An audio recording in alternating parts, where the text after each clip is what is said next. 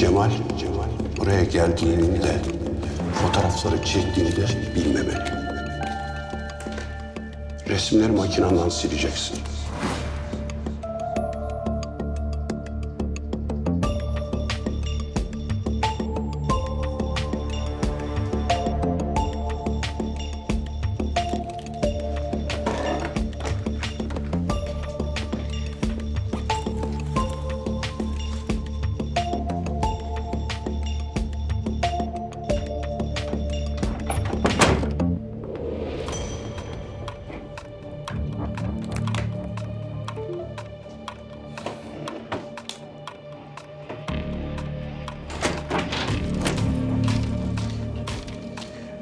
Ne yaptın?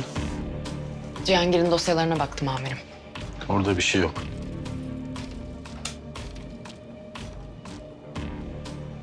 Yoksa var mı? Sicil temiz.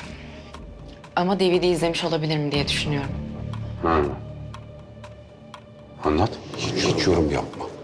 Bekle bakalım Cemal ne diyecek? Nasıl akıl yürütecek? Seni ne tarafa yönlendirecek? Bırak anlatsın. Yani elimde bir şey yok. 2 soru.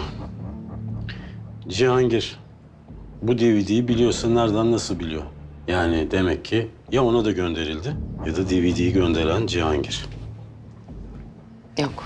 Göndermiş olamaz. Sebep? Babasını cezalandırmak istiyor olamaz. Seyrettiyse. Ne seyrettiğine bağlı. İşte bizle aynı filmi seyrettiğini farz ediyoruz ya. Neden? Çünkü tuzağı biliyor. Herkesin bilmesi mümkün değil. İkinci soru ne?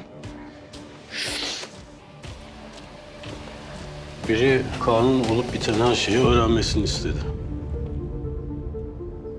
Aynı kişi Cihangir'in de bilmesini istedi.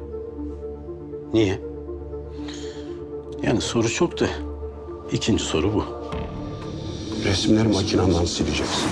Aramızdaki ilişkiyi bilmemeli.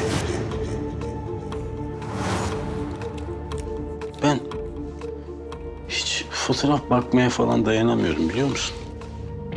Sen seviyorsun galiba. Çekince de bir yerde saklamak lazım değil mi?